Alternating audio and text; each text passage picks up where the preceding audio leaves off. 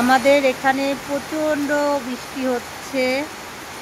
তো সিদ্ধার্থ তো শুয়ে পড়েছে, বৃষ্টি হচ্ছে। তো আজ তো একাদশী, মামার ঘরের থেকে খাবার নিয়ে আমি চলে এসেছি। ও সিদ্ধার্থ বাবা, একটু তরকারি খেয়ে নাও বাবা। ওঠো, উঠে তরকারি খেয়ে নাও, খেয়ে তারপরে শো। বৃষ্টি পড়ছে, খাওয়া দাওয়া করে নিয়ে আরামে একটু ঘুমিয়ে নাও। ওঠো, এসো বাবা, এসো গোপাল। আচ্ছা এসো।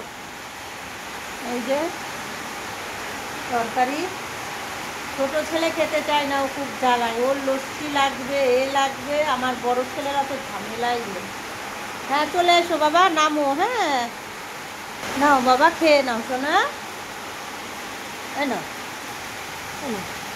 গরম আছে নাকি দেখো তো একটু। হরে কৃষ্ণ বলে খাও।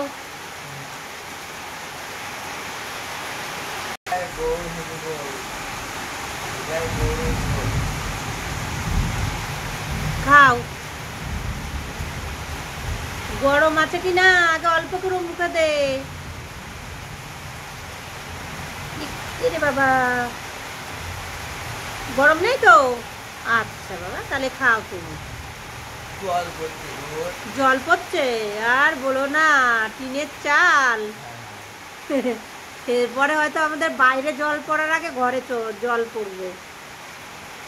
নাও খেয়ে দে, উঠে পড়ো ওখান থেকে, আমি কিছু পেতে দিচ্ছি ওখানে। এই যে বৃষ্টি হলেই জল পড়ে চাল দিয়ে। নাও খাও। আর শোনা বাবা, তো একটু পুণ্য লাভের জন্যে কত কষ্ট করে আমার সোনাটা একাদশী করে।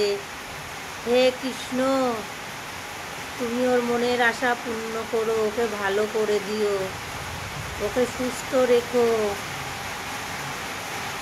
খাও। কি হলো আবার? জল চলে গেল বাবা।